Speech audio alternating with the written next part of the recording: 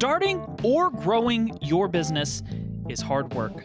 But now you are listening to the Better Business Podcast with me, Steve Cook, and I'm going to try and make it a little easier on you. We on this podcast help you grow a better business with real advice from professionals, and today is no different.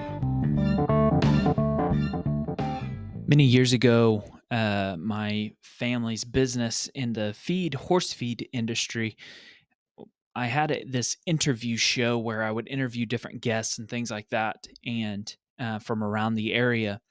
And I, at one point in time, had this person that continued to reach out in ways of, and not specifically reach out like, "Hey, I want to do business with you." They would reach out in ways of liking all of our posts and maybe even like sent us a few messages, things like that.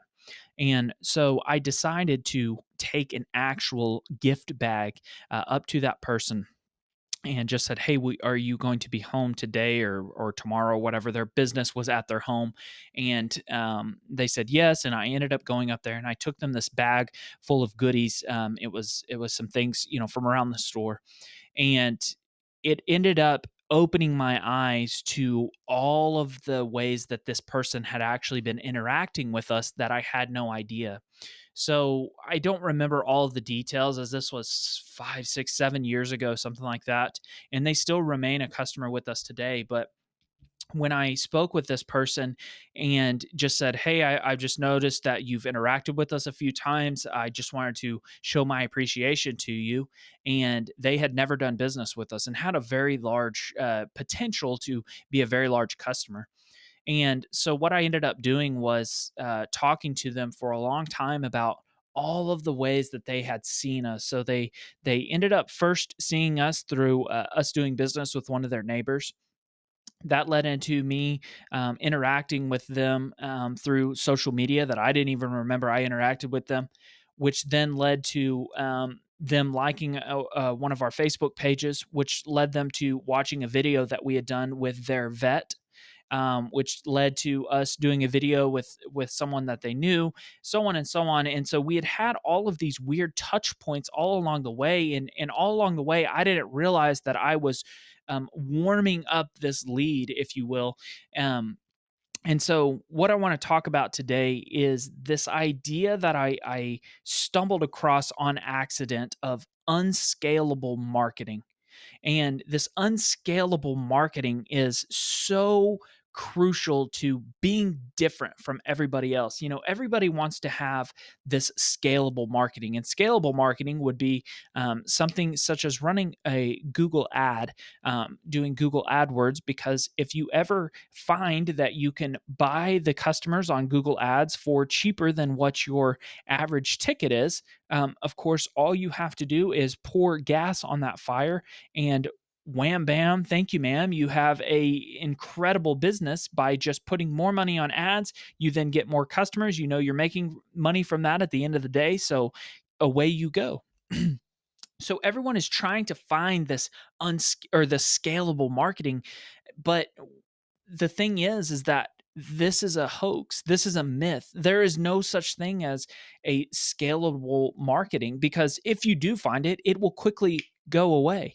It will not be there forever. You eventually have to evolve and continue to try and test new things. I want to implore you and plead with you to try to find things that are unscalable.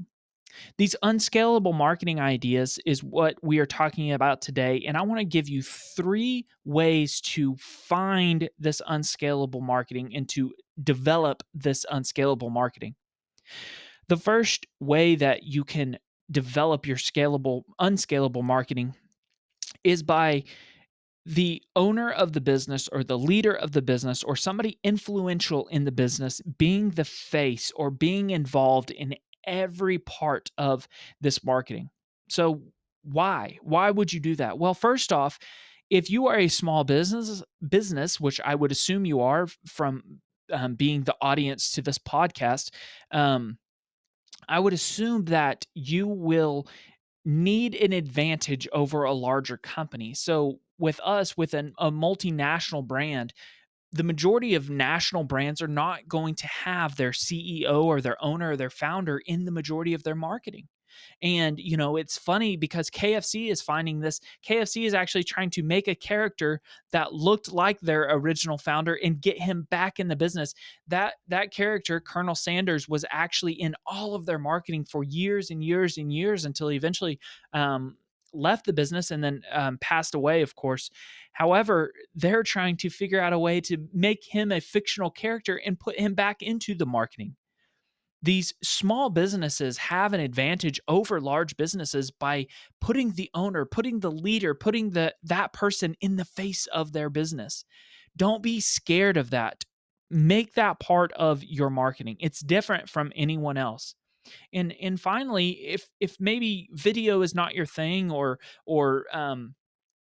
being super charismatic or whatever isn't your thing, it at least, if you are in the marketing line somewhere, maybe you're the guy that answers messages, maybe you're the girl that responds to customers when they reach out or whatever it might be, at least be involved at some point and let people know you're the owner. Oh, thank you for reaching out, this is such and such, I am the owner.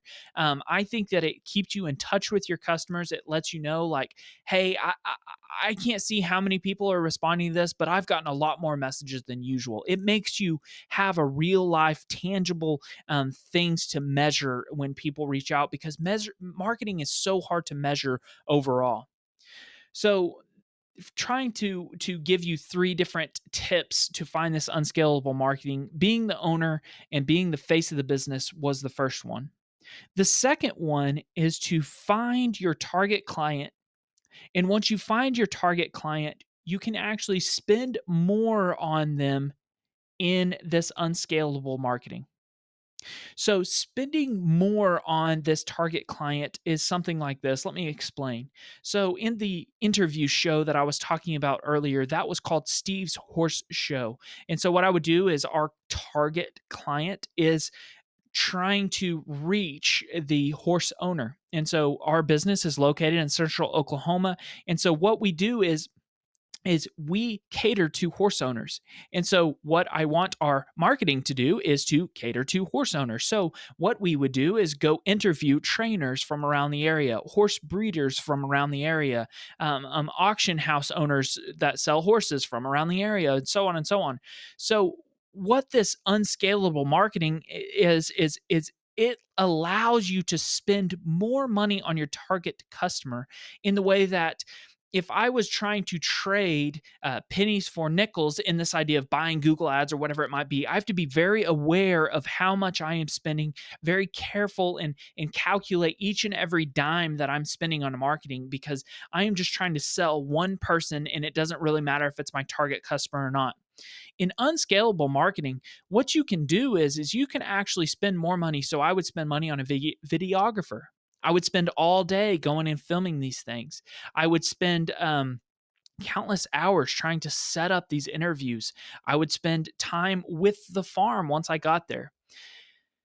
So, the fact that this is your ideal customer allows you to not only spend more money, spend more time, but the whole premise of this unscalable marketing is you don't know exactly where it comes from. These Google ads, you're paying 5 cents or $2 or $12 a click for this, and you know exactly where they're clicking and where they're going on your website after that.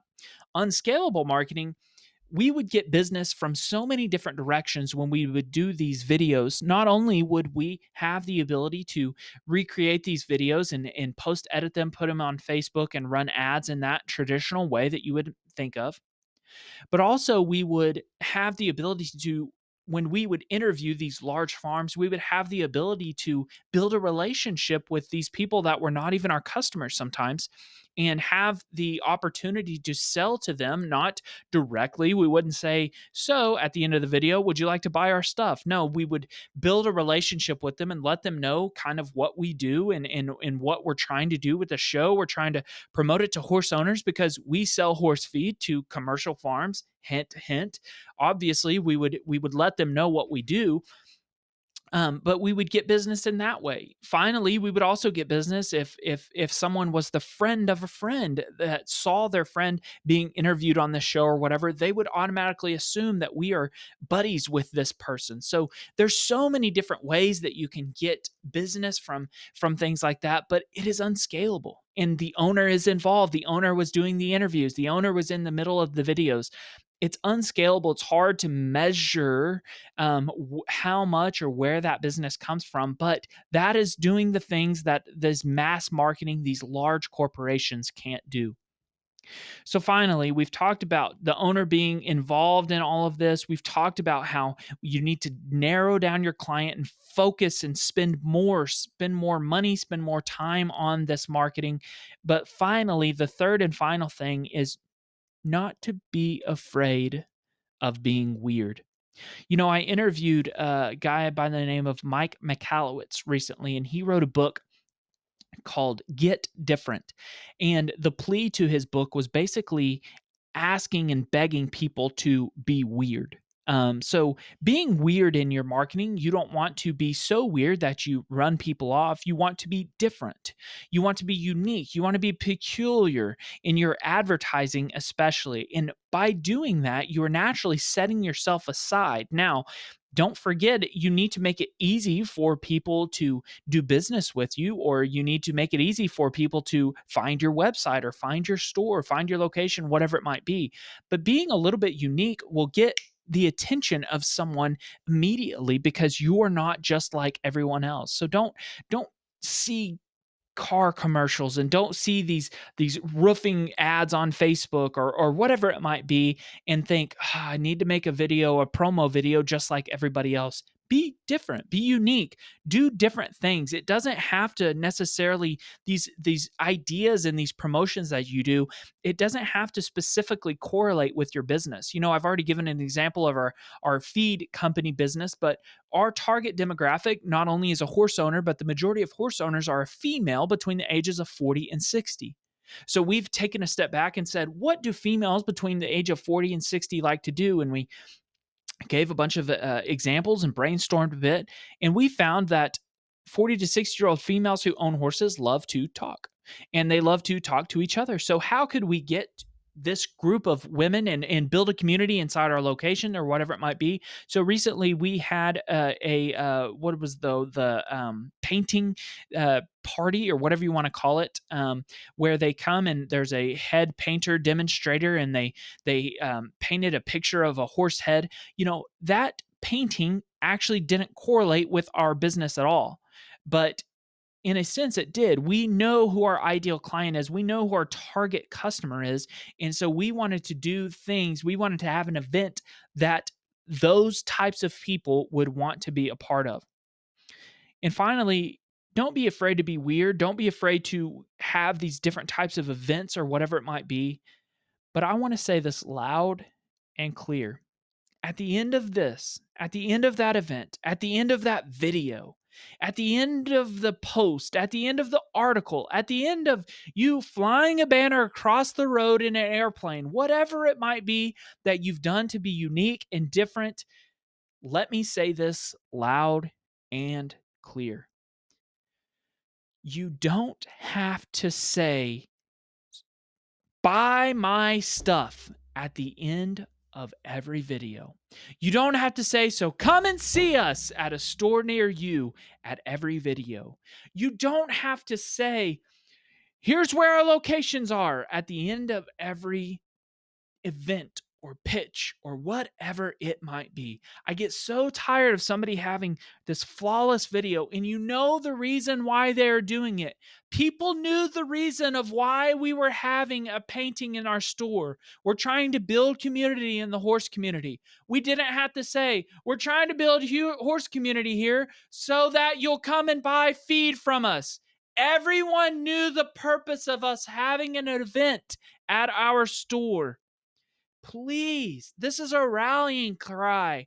Please don't tell people at the end of every video, at the end of every post, this is why I'm posting this. We know why you're doing it. We understand why you're providing this information or this trying to be valuable to this community. You don't have to say it at the end of every video. People will do their own research. People will understand what you're doing and what you're getting at. Make it easy, make it simple for them to go through your website, make it simple for them to find your locations or whatever it might be, but you don't have to say it at the end of every marketing thing.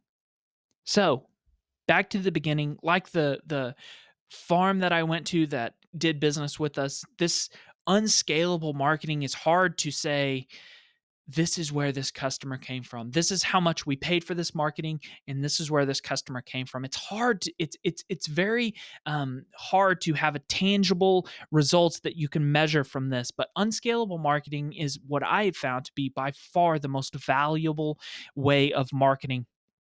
And just like the rescue that the farm that I talked about at the very beginning of this, you might not know where it came from. You might not know if it was this video or that video or this video or this event or whatever it might be, but just put in the work. Just do the things that you know get attention and get eyeballs, and just try to build this unique, different marketing, and good things will come eventually and start clicking for you. Thank you so much for giving me the time of listening to this episode.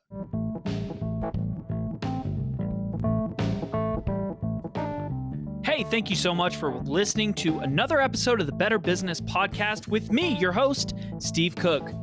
You know, starting or growing a business is hard work, so I hope that today's advice made it just a little bit easier for you.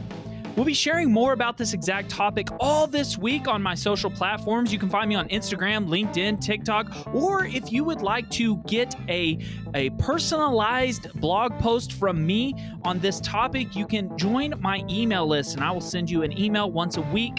You can check the show notes to subscribe to that, or find me on my website, whatever's easier for you.